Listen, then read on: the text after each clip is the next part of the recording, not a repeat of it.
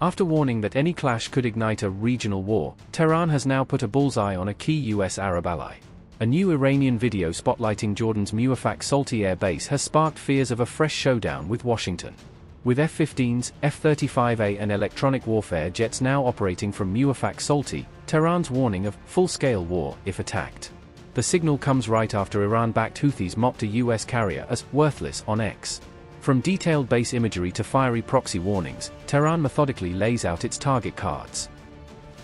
Amid rapidly spiking US-Iran tensions, a barrage of Iranian warnings and base-focused videos is raising the stakes and shrinking the room for miscalculation. On February 15, Iranian-linked channels aired a video claiming to show the runways and layout of Jordan's Muwaffaq Salti air base, one of the region's most important US hubs. The clip purportedly walked viewers through ramp areas, taxiways, and the main runway layout, as if briefing strike planners on the base's critical infrastructure. Turkish daily Yeni Şafak said the footage is meant as a strategic signal to Washington, a reminder that Iran is watching and mapping US operations up close. Muwaffaq Salti has reportedly become a key hub for the expanding US air presence in the Middle East, central to surveillance, strike and air defense missions around Iran. Open reports say the base currently hosts F-15E strike fighters, F-35A stealth jets, A-10C attack aircraft and US Navy EA-18G Growler electronic warfare planes, underscoring its frontline role. Open-source accounts note that the video zoomed in on infrastructure rather than personnel, highlighting runways and ramps rather than faces or units. The footage went viral online just as Iranian outlets carried warnings of full-scale war if the US or Israel launched strikes, tying visuals of the base directly to Tehran's threat narrative. Remember, Tehran has repeatedly warned that US bases in Arab host nations would face retaliation if Washington attacks Iran, putting partners like Jordan, Qatar, and the UAE on notice. However, Hindustan Times could not independently verify the claims or visuals circulating on X.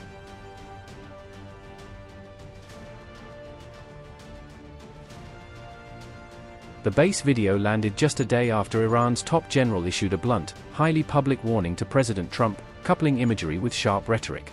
Armed Forces Chief Major General Abdolrahim Musavi blasted US war talk as reckless and not befitting a supposed superpower, accusing Trump of playing with global security. Musavi warned that any confrontation would teach Washington a harsh lesson, one he said would stop Trump from bellowing threats around the world ever again. Musavi said, and I quote, "Trump should know that he would be entering a confrontation that gives harsh lessons, the outcome of which would ensure that he no longer bellows threats around the world. If Trump truly intends to wage war, why does he speak of negotiations?" Unquote. Earlier the same day, Iran's Yemeni proxy, the Houthis, also issued its own warning to Trump, echoing Tehran's line from another front. The Yemen-based Houthi group posted an image on X targeting a US aircraft carrier, making clear that American warships remain in their sights. The image showed a US carrier overlaid with a bright red bullseye, a direct visual threat aimed at both the Pentagon and its regional allies. In the accompanying text, the Houthis mocked Washington, claiming the worthless carrier had been driven from the Red Sea under their pressure. They still boast about it? Truly pathetic, the Iran-backed group taunted, ridiculing US narratives of dominance at sea. That carrier post closely followed a fresh Houthi air defense video flaunting radars and missile batteries, meant to show they can challenge US and Israeli aircraft.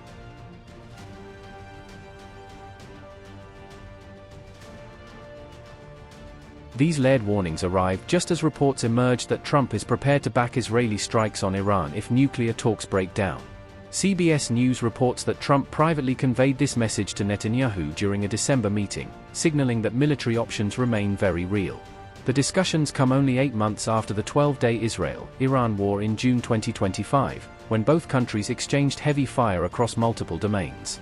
During that conflict, US forces joined Israeli strikes on Iranian nuclear facilities, helping damage key sites but failing to break Tehran's deterrent.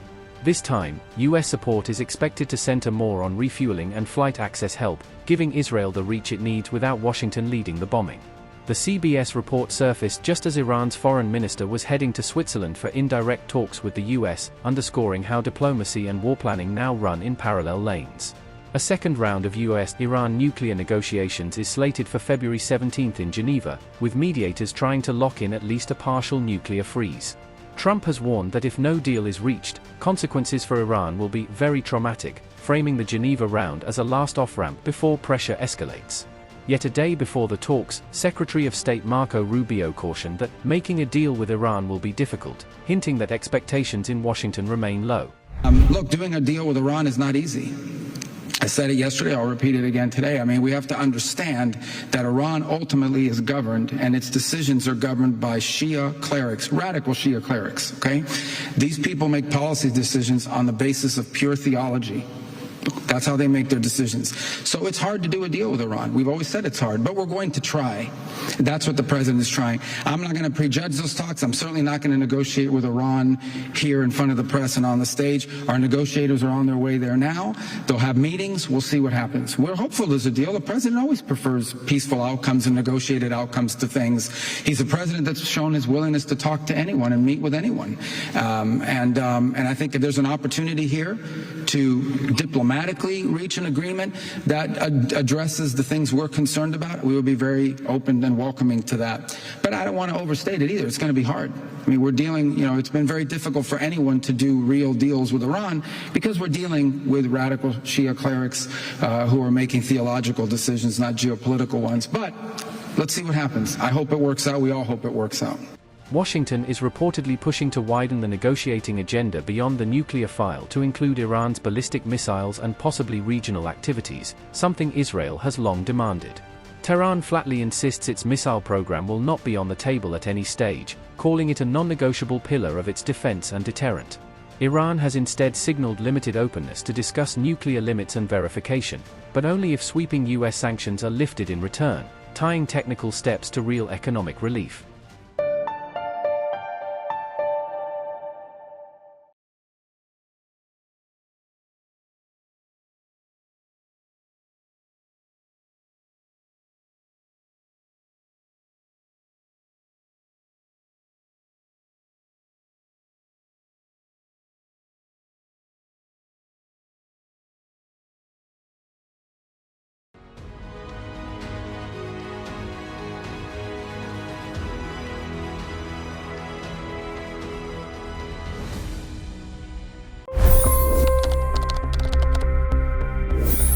$25 crore गरीब गरीबी को परास्त करके बाहर निकले।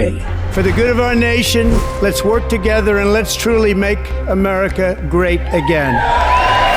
The fastest news breaks. Requested PM saying that look, you will have to speak to Putin and to Zelensky.